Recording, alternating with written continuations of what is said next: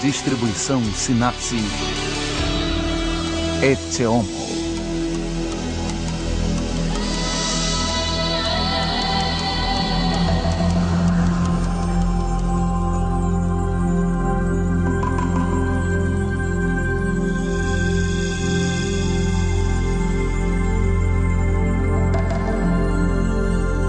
A cidade.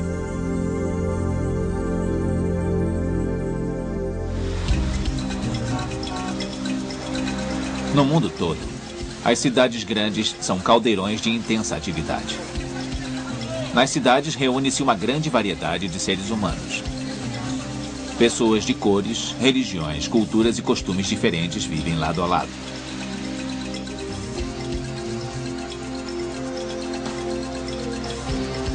É nas cidades que as decisões políticas e econômicas mais importantes são tomadas. Elas são o ponto de origem das modas e das tendências.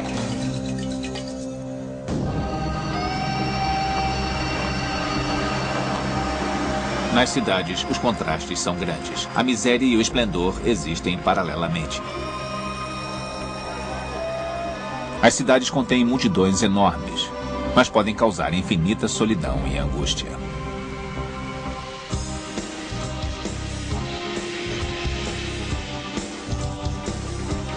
Em todo o mundo, as cidades estão crescendo, não apenas em número de habitantes, mas também em tamanho e densidade. Os habitantes urbanos têm cada vez menos espaço individual, e o ar que respiram começa a ficar escasso. Apesar disso, hordas de pessoas migram para as cidades em busca de esperanças e de oportunidades ilimitadas.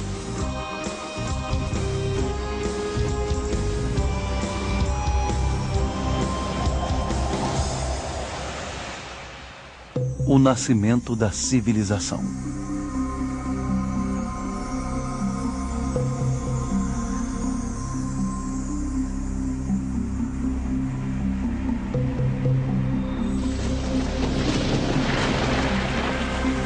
A sobrevivência do homem sempre dependeu da generosidade da natureza. Não foi por acaso que as primeiras cidades do mundo surgiram nas terras férteis do sudoeste da Ásia.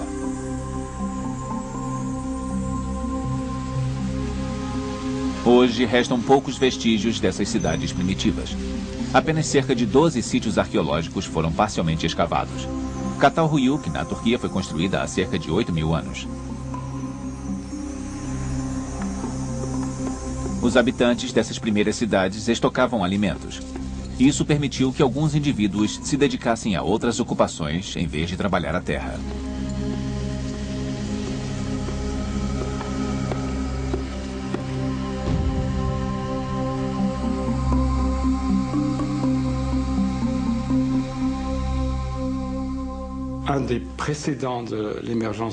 As cidades só puderam existir depois do surgimento da agricultura. A cidade está diretamente ligada ao excedente da produção enviado pelos camponeses às áreas urbanas para alimentar seus habitantes, que obviamente produzem muito pouca comida para si próprios. Tudo isso começou com o que chamamos de Revolução do Neolítico, que teve início há cerca de 10.000 anos, quando o homem, digamos, inventou a agricultura.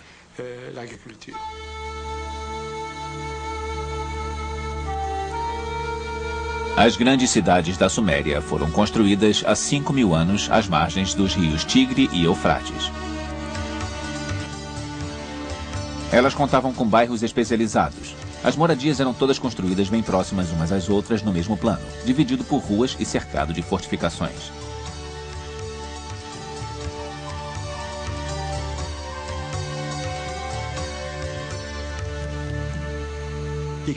Havia dois critérios principais para se decidir onde construir uma cidade. O primeiro era a facilidade de acesso, e naquela época o jeito mais fácil de chegar a algum lugar era pela água. Mas não era só isso. A possibilidade da guerra também era um fator decisivo. Uma cidade precisava ser defendida. Por isso, frequentemente, encontramos essas duas características: acesso pela água e uma escarpa rochosa ou local que pudesse ser defendido.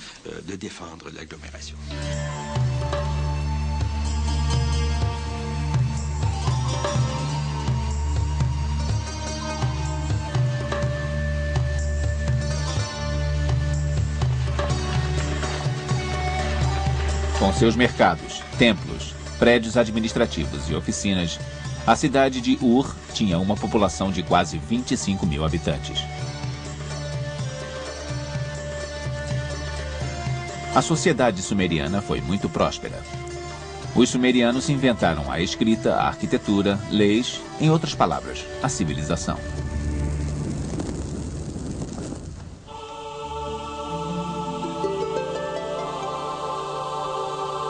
Desde o princípio, as cidades atraem as pessoas e estimulam ideias. Há 2.500 anos, a civilização grega cresceu na forma de cidades que começavam no mar e se espalhavam até as encostas das montanhas.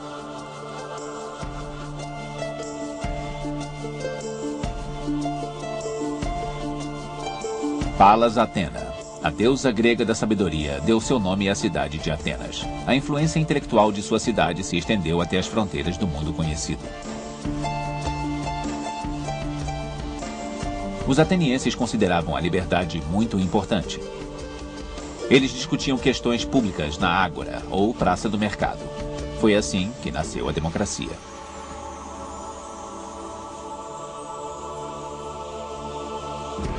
Os gregos foram os primeiros a considerar a questão do tamanho de uma cidade.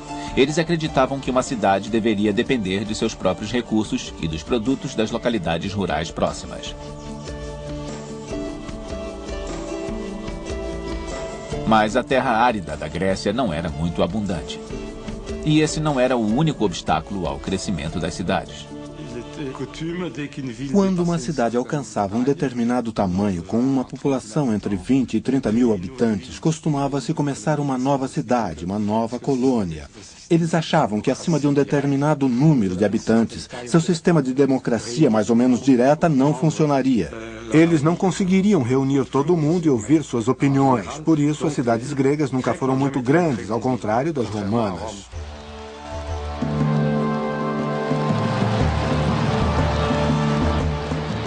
Em seu auge, Roma abrigou mais de 1 milhão de habitantes. Os romanos eram grandes construtores. Eles ergueram palácios, bibliotecas e um fórum gigantesco, não só para os habitantes da cidade, como também para os camponeses da região.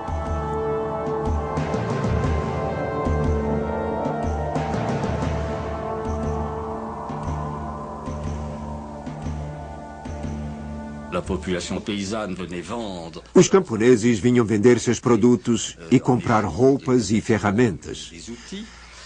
Mas também no começo da história urbana, também constatamos que a cidade havia se tornado o lugar das trocas sociais e culturais e dos jogos.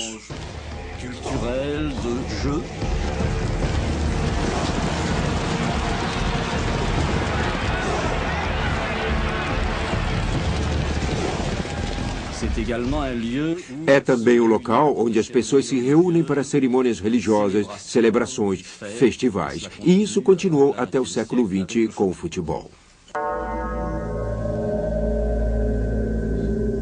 Em Roma, as moradias escasseavam. A cidade não podia ser aumentada porque estava cercada por um parque imperial.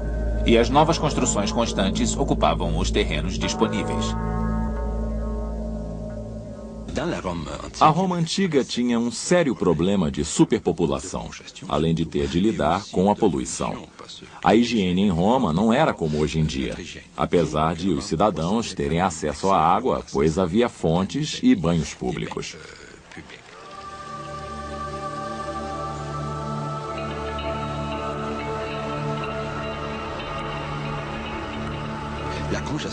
Roma ficou tão congestionada que, a certa altura, o imperador decidiu proibir carroças dentro da cidade durante o dia para que o povo pudesse dar conta de suas obrigações. Mas as pessoas não dormiam à noite por causa do barulho do tráfego.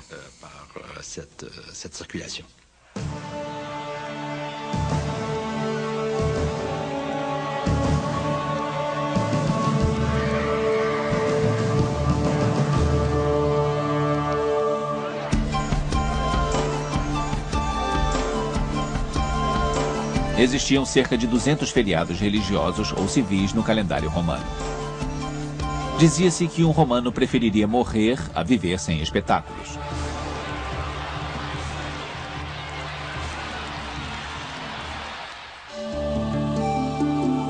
Um quarto da população não tinha o que fazer. Essas pessoas recebiam pão do governo diariamente. Por volta do ano 45 a.C., abriu-se uma lista para a distribuição de comida que chegou a ter 320 mil nomes. Era um tipo de seguro-desemprego que garantia aos cidadãos romanos uma ração determinada. Na verdade, isto é a evidência de que a cidade era quase um parasita. Lembre-se de que o Império Romano se estendia por quase metade da Europa, quase todo o norte africano e parte do Oriente Médio. Então, eles confiscavam reservas alimentares e as enviavam a Roma. Na prática, isso significava que a Itália não produzia mais grão de espécie alguma. Quase tudo era importado. Então, os camponeses italianos começaram a se dedicar às vinhas e às oliveiras. De fato, encontramos evidências do uso do azeite italiano por toda a Europa.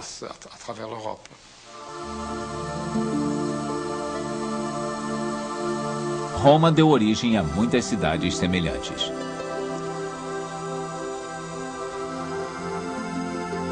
Pode-se dizer que Roma divulgou o gosto pelas cidades através de toda a Europa Ocidental.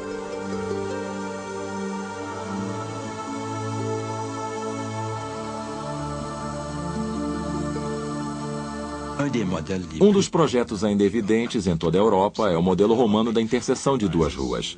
Aquardo, correndo de norte a sul e vice-versa. E é Decumalus, com as fortificações, é claro. Isso existe em toda a Europa. E na Inglaterra, as cidades cujos nomes terminam em Cister, como Gloucester, eram antigas cidades romanas. Cister significava ruas dispostas em quadrados ou padrão em tela. No século V d.C., houve a queda do Império Romano. Algumas cidades foram invadidas por bárbaros. Outras foram tomadas pela anarquia e abandonadas em seguida. Subitamente, Roma tinha apenas 16 mil habitantes. Mais de 1000 anos se passaram até surgir outra grande cidade.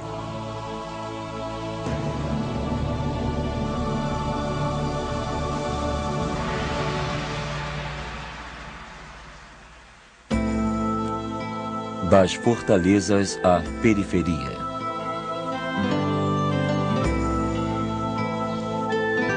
Na Idade Média, as antigas cidades romanas que sobreviveram e as novas cidades que foram construídas seguiam um modelo característico: a cidade medieval.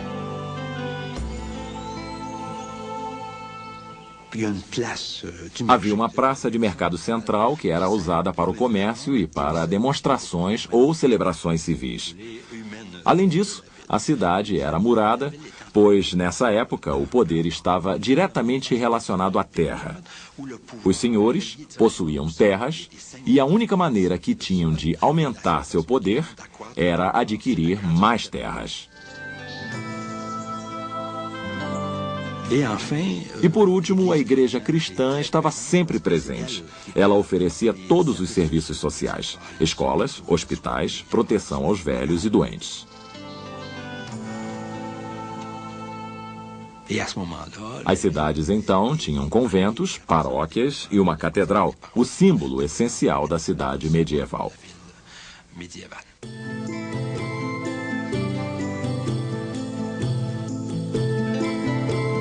No século XII, o aumento da atividade econômica levou a uma nova onda de crescimento das cidades.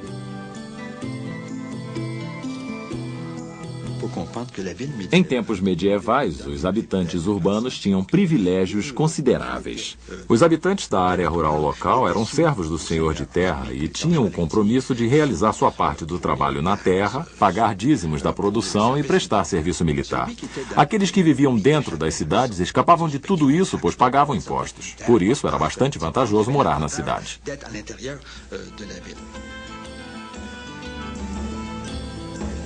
Mas não havia bastante espaço para os recém-chegados dentro da cidade. Então eles se estabeleciam do outro lado das muralhas. Esta foi a origem dos burgos, onde os comerciantes se instalaram.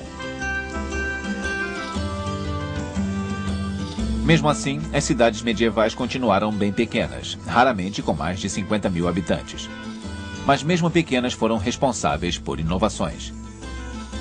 Elas organizavam a coleta de impostos, o controle alfandegário e as finanças públicas.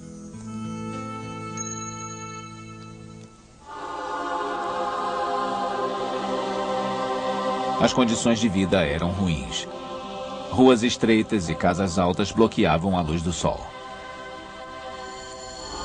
Era difícil lidar com a quantidade de resíduos e dejetos. As doenças eram comuns.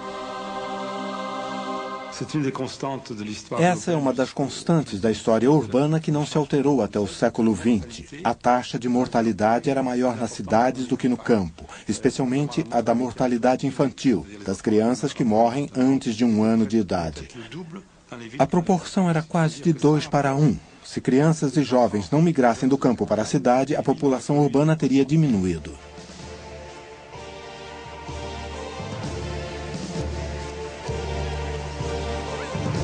No século XIII, as cidades do norte da Europa formaram uma aliança para proteger seu controle das rotas de comércio. Era a ANSA, ou Liga Hanseática, que unia a Alemanha e os Balcãs à Inglaterra.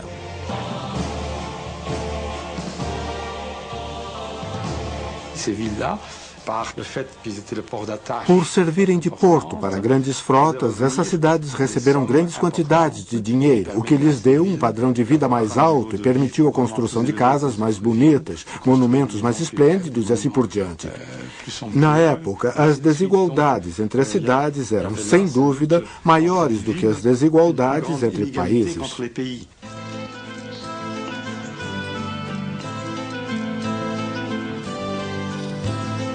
Ao final da Idade Média, o poder político foi centralizado. Os monarcas estabeleceram suas cidades capitais e, com o tempo, demonstraram sua autoridade com a realização de projetos arquitetônicos impressionantes.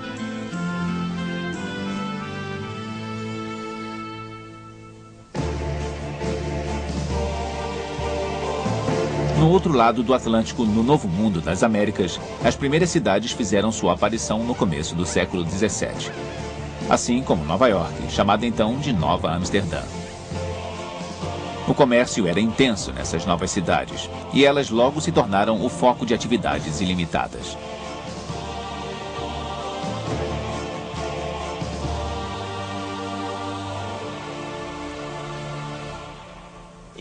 Ainda no século XVIII, as cidades norte-americanas estavam crescendo tão rapidamente que a densidade populacional e o crescente número de veículos causavam engarrafamentos em várias ruas da cidade. Não havia regras para melhorar o fluxo do tráfego. Então, desde o começo, as carroças, carros puxados por animais e pedestres já entupiam as vias urbanas.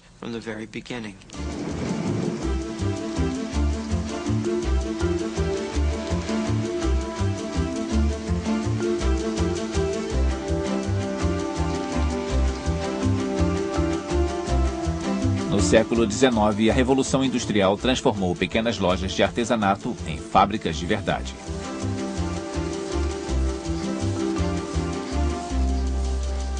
Apesar de terem suas origens na atividade comercial, as primeiras cidades norte-americanas também começaram a desenvolver bases industriais. A Filadélfia se tornou a mais importante cidade industrial do país. Sapatos, roupas e outros bens de consumo. Chicago, apesar de ser um centro comercial, tornou-se um centro de produção alimentar em meados do século XIX. Na Europa, como nos Estados Unidos, o trem foi um fator decisivo para o crescimento das cidades. A partir de então, as fábricas passaram a ser construídas perto das ferrovias. As moradias dos trabalhadores ficavam aglomeradas em volta da fábrica porque ainda não havia meios de transporte públicos.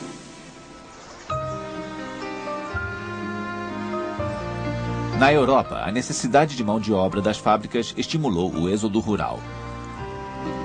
As populações urbanas cresceram vertiginosamente, apesar de as condições de saúde serem pouco melhores do que durante a Idade Média.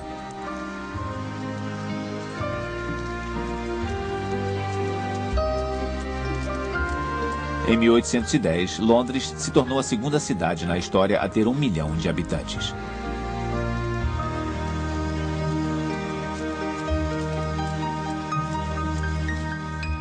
On va commencer à réagir Em meados do século XIX, as populações das cidades europeias começaram a reagir contra a densidade populacional. Em 1830 ou 1840, elas começaram a ser atingidas por epidemias, como a da cólera e do tifo. As autoridades resolveram agir. Onde não parecia haver risco militar, as fortificações foram demolidas. E, gradualmente, as cidades começaram a se expandir.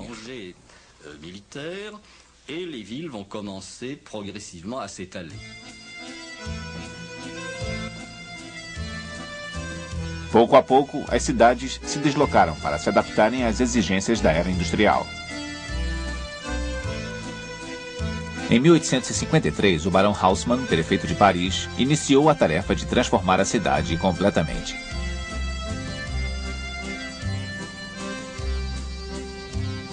Ele demoliu bairros contaminados pelas epidemias, ergueu novas edificações, limpou a área em volta de construções mais antigas para torná-las mais atraentes e construiu os boulevards, que fizeram de Paris uma das cidades mais admiradas em todo o mundo.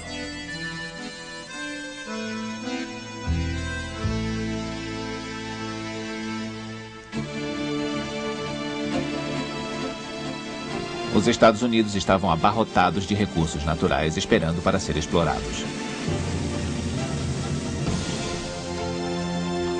O comércio prosperava, acelerando a expansão urbana. Por causa do rápido crescimento das cidades norte-americanas, a maioria das construções eram de madeira, o que aumentava o risco de incêndios, como os que destruíram grande parte da cidade de Boston em 1660 e das cidades de Boston e Chicago em 1870. O fogo era provavelmente a maior ameaça à vida e à segurança nas primeiras cidades dos Estados Unidos.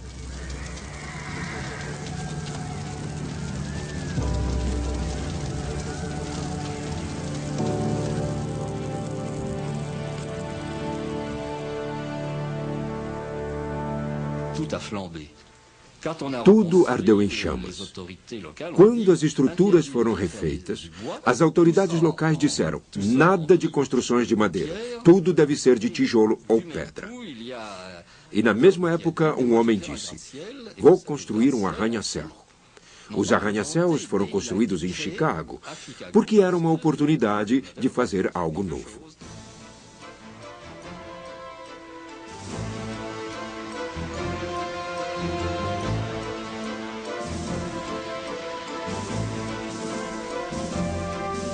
Nos Estados Unidos, incentivadas pelo influxo de imigrantes, as cidades cresciam a uma velocidade estonteante.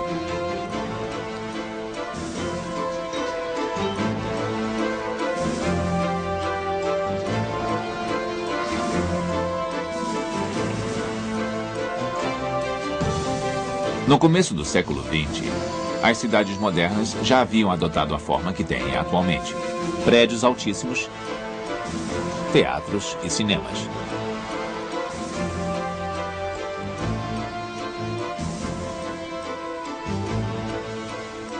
Com o desenvolvimento dos transportes públicos, mais e mais pessoas puderam ir morar na periferia da cidade. Era o começo dos subúrbios.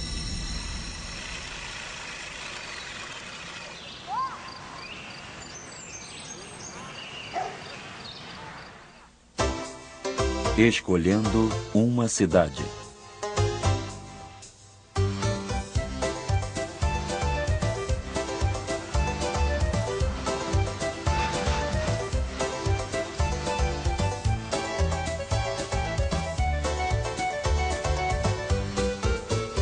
Nos Estados Unidos, o fluxo para os subúrbios continuou ininterrupto durante todo o século.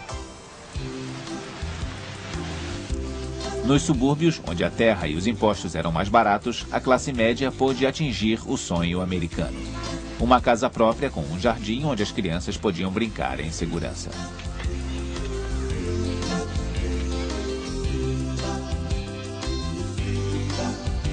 A crescente popularidade do automóvel, outro elemento essencial da cultura norte-americana, só intensificou o fenômeno.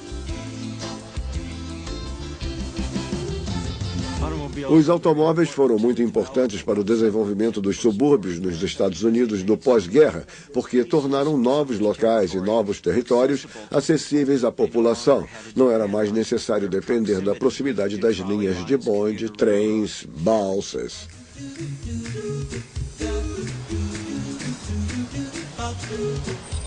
Pequenas áreas suburbanas separadas por zonas rurais costumavam se amontoar junto às linhas de transporte público.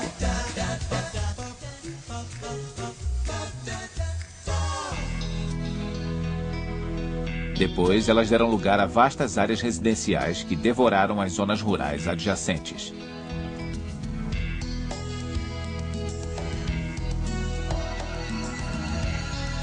A proliferação de bairros residenciais separados dos locais de trabalho e dos centros comerciais causou enormes desperdícios de tempo e energia. O padrão mais comum do desenvolvimento suburbano era começar com áreas residenciais, comunidades onde as pessoas pudessem morar e fossem trabalhar em outro lugar. Mas as pessoas estavam nos subúrbios e, em pouco tempo, o comércio foi atrás delas. Lojas, bancos, locais de diversão e, claro que só até certo ponto, indústrias. Os empregos passaram a se localizar nos subúrbios também.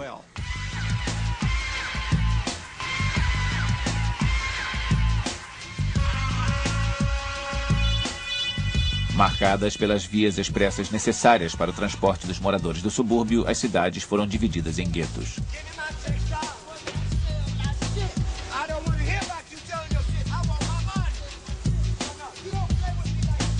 Os pobres foram para o centro da cidade. As moradias deterioraram e o valor dos imóveis caiu. Como resultado, as cidades responsáveis pela manutenção de vastas infraestruturas viram sua receita diminuir.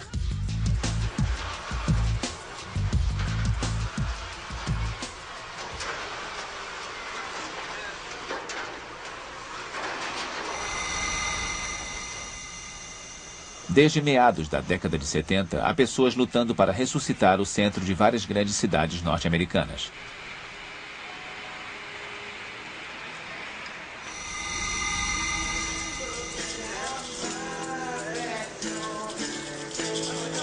A revitalização dos centros urbanos dos Estados Unidos foi apenas parcialmente bem-sucedida. Certos distritos como Boston, Faneuil Hall, a área de Quincy Market e do porto interior de Baltimore conseguiram trazer as pessoas de volta aos restaurantes, locais de entretenimento e atrações do centro da cidade.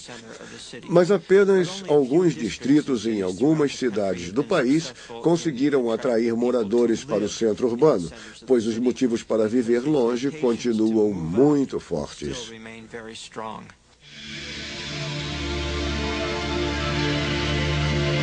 As relações entre as cidades e os subúrbios diferem radicalmente de um lado do Atlântico para o outro. Na França, a elite não abandonou o centro urbano. O êxodo na direção da periferia é alimentado basicamente pela população pobre, imigrantes em especial que, por razões históricas, foram empurrados para fora da zona urbana.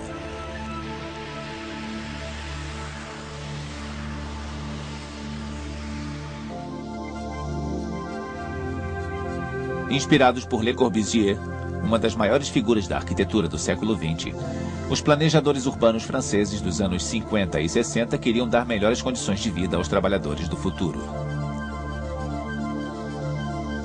Por acreditarem que a humanidade é mais feliz vivendo em comunidade, eles construíram imensos conjuntos habitacionais nos subúrbios. Entramos nesse imenso complexo residencial através da seção mais recentemente ocupada. A vida já começou a florescer aqui. Todos esses prédios são moradias públicas. Veja, que folhagem maravilhosa.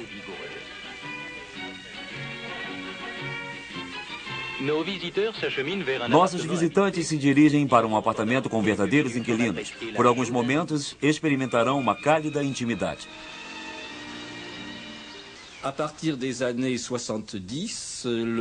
partir da década de 70, o padrão de vida subiu.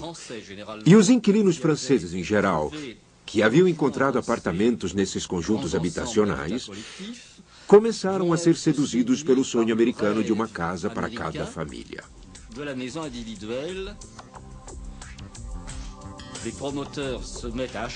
As construtoras estavam prontas para oferecê-las. Começaram a comprar terras de fazendas e a construir subdivisões seguindo o padrão inglês ou americano.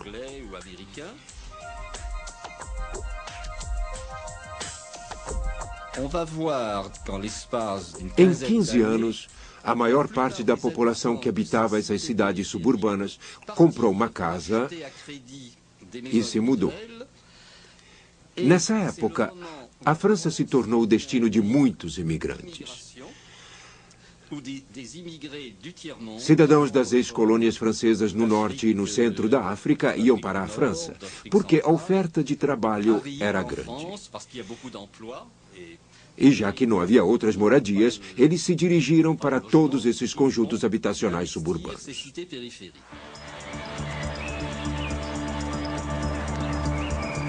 Durante a década de 80, os imigrantes foram as primeiras vítimas da crise econômica e do desemprego.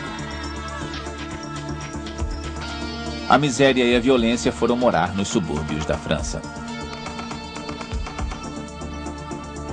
As habitações públicas, que deveriam simbolizar o futuro da humanidade, transformaram-se no odioso gueto daqueles que a sociedade era incapaz de acolher. Alguns planejadores urbanos queriam simplesmente recomeçar do zero.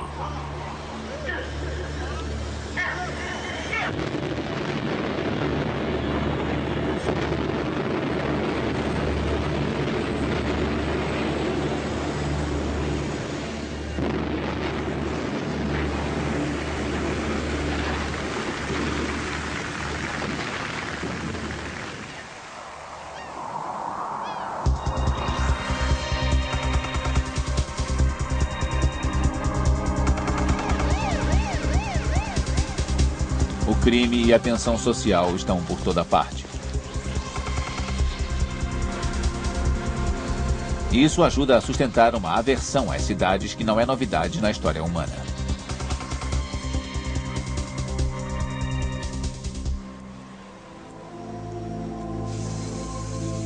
Atualmente, os habitantes urbanos ricos se refugiam em comunidades cercadas por grades, verdadeiras trincheiras dentro da cidade.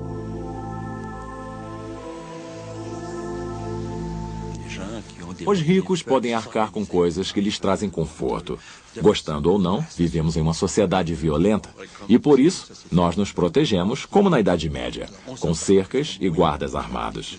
Eles usavam arcos e espadas, nós usamos metralhadoras.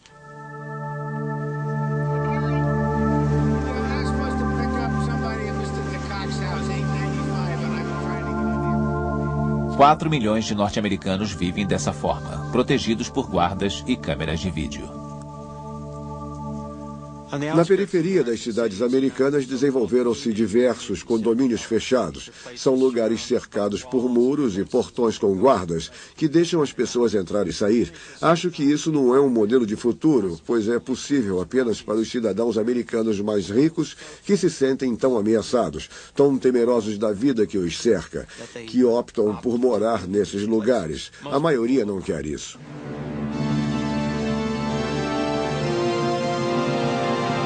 A cidade tradicional, onde os conceitos de civilidade, urbanidade e democracia tiveram origem, deu lugar à metrópole, um sinônimo de insegurança, insensibilidade e anonimato.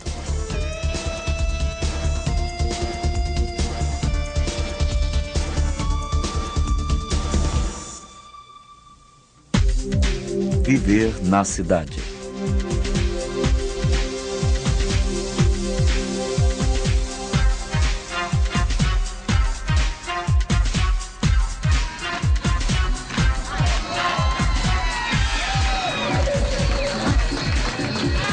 As cidades grandes são vibrantes, ricas, cosmopolitas e terrivelmente atraentes.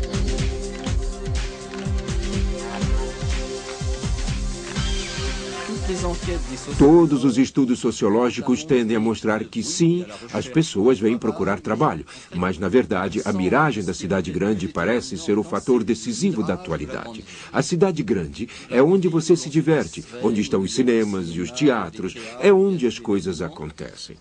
É óbvio que não podemos esperar encontrar numa cidade de 20 mil habitantes a mesma animação que você vê em Nova York, Londres ou Paris.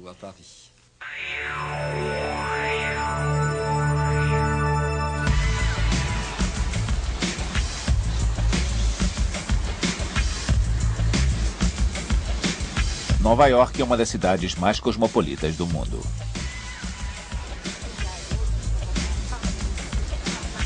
Quer tenham nascido em Manhattan ou acabado de sair de um barco de imigrantes, brancos e negros, asiáticos e hispânicos estão lado a lado nessa metrópole frenética.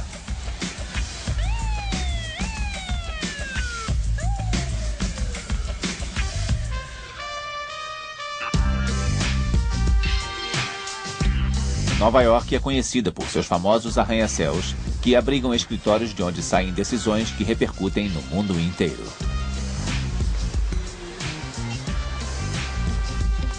A cidade também é um caldeirão fervilhante de criatividade.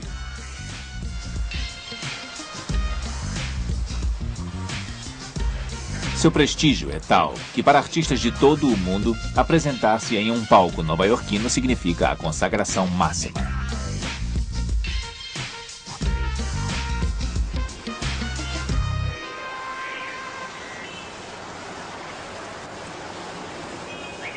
A atração exercida pelas cidades grandes é um fenômeno universal. Com cerca de 20 milhões de habitantes, a Cidade do México é a mais populosa do planeta.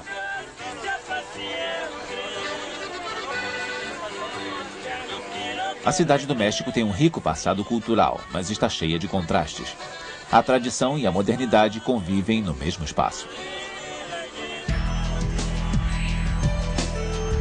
Mas a Cidade do México é também uma das mais poluídas do planeta. Por estar localizada em grandes altitudes, as descargas tóxicas de seus carros e fábricas ficam presas na cadeia de montanhas que a rodeia.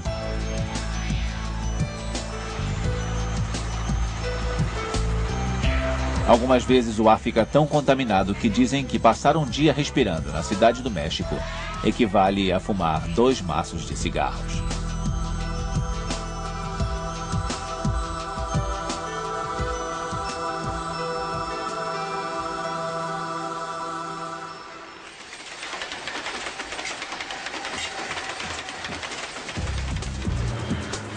Assim como a Cidade do México, as cidades dos países em desenvolvimento estão literalmente explodindo.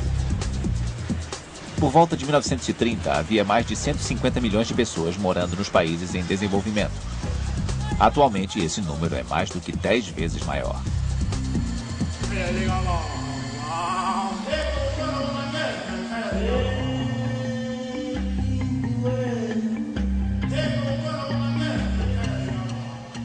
Acontece mais rapidamente do que nos países industrializados por 2 razões. O êxodo rural é maior, assim como a taxa de natalidade. Esses 2 motivos participam igualmente. Enquanto metade do mundo estará industrializada em 2006, apenas 10 anos mais tarde, em 2016, metade da população dos países pobres estará vivendo em áreas urbanas. Os camponeses emigram porque não existe mais terra suficiente no campo para que todos possam trabalhar. Além disso, os salários na cidade são melhores. Não é um processo inconsciente. Todas as evidências indicam que a migração é um processo racional. As pessoas sabem o que estão fazendo. Se vão para a cidade é porque sabem que ela existe. Elas vêm preparadas, têm contatos na cidade, seguem os parentes. Elas não vêm por causa das luzes brilhantes, mas em busca de uma vida melhor. A explosão urbana tem muitas consequências. Sob pressão, as infraestruturas acabam cedendo. Os habitantes mais pobres da cidade ocupam os terrenos baldios. Em poucos meses, constroem bairros inteiros com chapas de zinco, madeira ou papelão.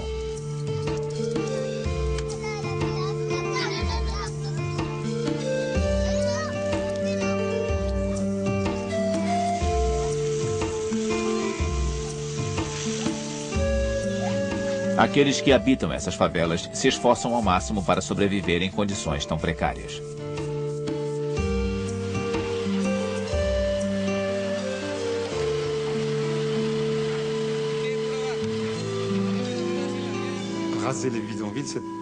Demolir as favelas. Essa ideia é altamente discutível, pois de certa forma elas também têm um papel positivo. Elas oferecem um local onde as pessoas que vêm do campo podem se aclimatar gradativamente. Mas muitos governos que gostariam de limitar o tamanho de suas cidades enfrentam problemas ao fazê-lo. Um dos poucos países que tiveram sucesso ao diminuir o crescimento de suas cidades foi a China, que exigia uma licença de quem desejasse se mudar para uma área urbana.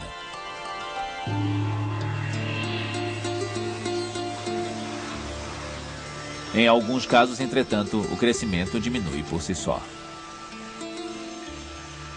Na década de 60 e 70, todos estavam preocupadíssimos com as condições de vida extremamente precárias em Calcutá. E nos anos 60 e 70, todo mundo dizia: os imigrantes continuam chegando, os imigrantes continuam chegando. Com a publicação dos resultados do censo de 1980, vimos que a taxa de crescimento de Calcutá era mais baixa do que as taxas de crescimento natural da população. Isto é, as pessoas reagem quando a situação é muito ruim.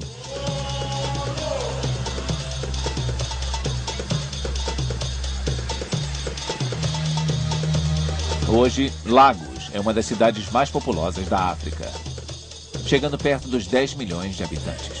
35 pessoas chegam a Lagos a cada hora. Em Lagos, na Nigéria, a única regra geral em meio à sua perpétua anarquia é cada um por si.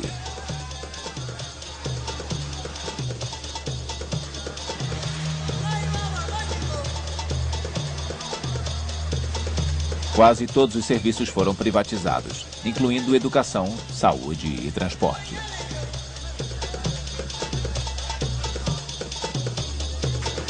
Os poucos serviços que permanecem públicos não são confiáveis. Os telefones públicos estão destruídos e os blackouts são frequentes. Porém, a imprensa nigeriana é considerada uma das mais livres na África.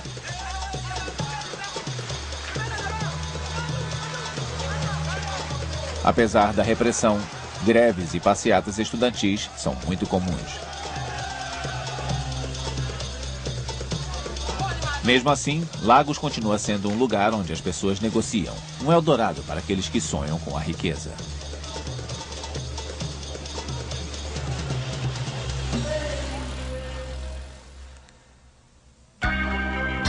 A cidade em evolução.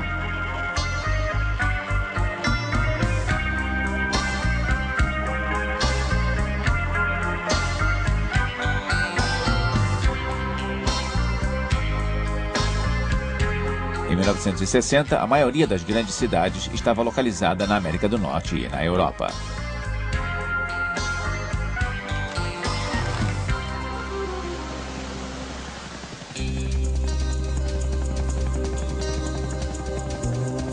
Essa tendência inverteu-se no começo dos anos 80.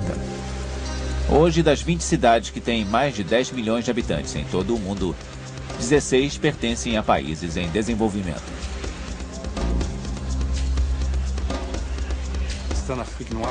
Esse processo será mais rápido nos países da África, pois eles estão ficando para trás. Além disso, a taxa de crescimento total da população é maior na África do que em outras regiões, especificamente na Ásia e na América Latina.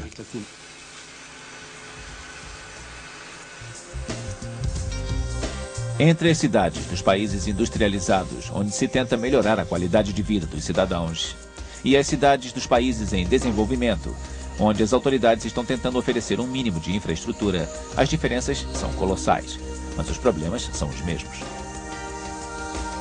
As cidades causam crises ambientais. Elas precisam crescer e, por isso, ocupam terras férteis e ameaçam metade das áreas litorâneas do mundo.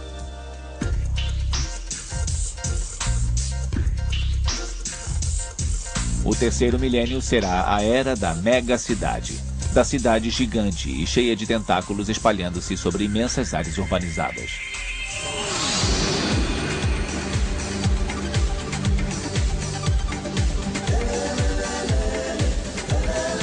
A Grande São Paulo cobre uma incrível área de 8.000 quilômetros quadrados.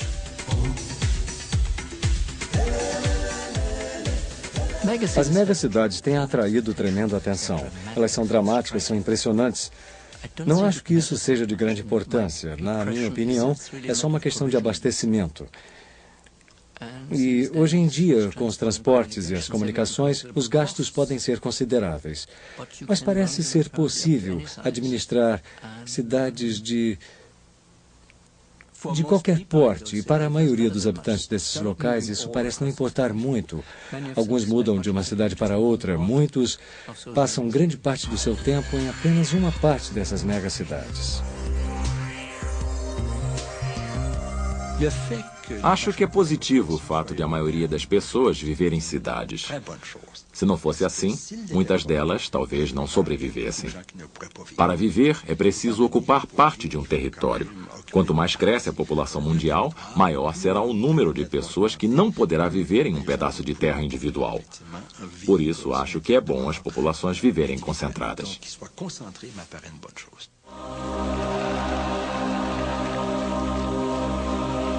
A atração das cidades depende de uma lei bem simples. Quantidade atrai quantidade.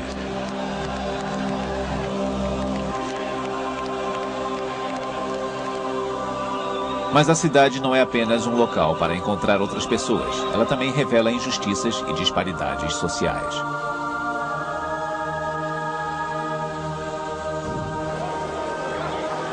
É nas cidades que nascem as revoluções. É nas cidades que ocorrem os movimentos mais sangrentos. E ainda assim, é na cidade que as pessoas se unem para reforçar suas crenças comuns. Alguns observadores previram que o uso da internet e outros meios de comunicação e a oferta de entretenimento em casa acabará com a necessidade das cidades, pois permitirão que as pessoas realizem seus negócios, façam compras e se divirtam sem o tipo de contatos que eram tão comuns na vida urbana do passado. Espero que isso não aconteça no futuro, pois, na minha opinião, os seres humanos são essencialmente animais sociais, que precisam do tipo de centralização, dos estímulos culturais e dos valores que sempre existiram na vida urbana.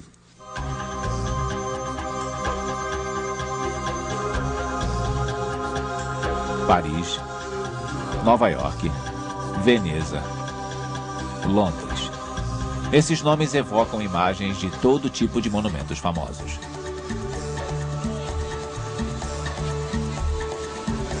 Mas uma cidade não é só suas avenidas e arranha-céus. Ela também é as pessoas que nela vivem.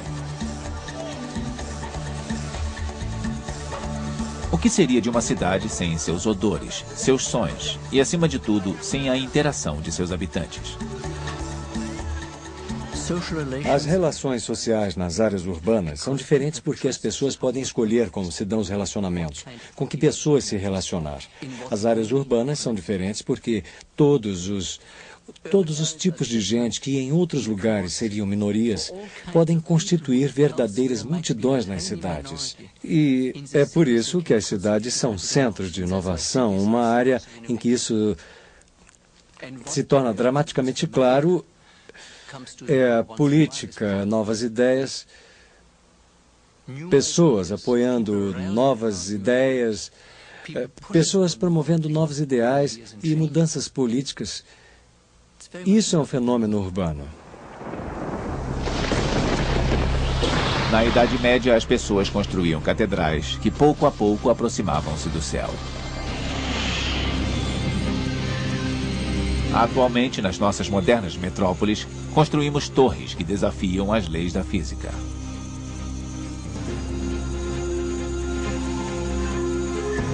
Criativas e imprevisíveis, as cidades sempre foram capazes de se adaptar às mudanças sociais e econômicas.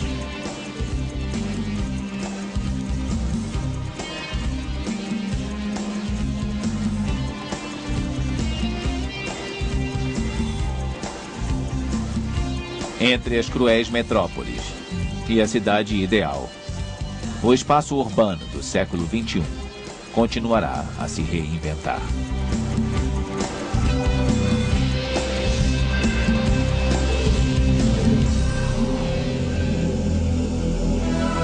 Versão brasileira Audio News.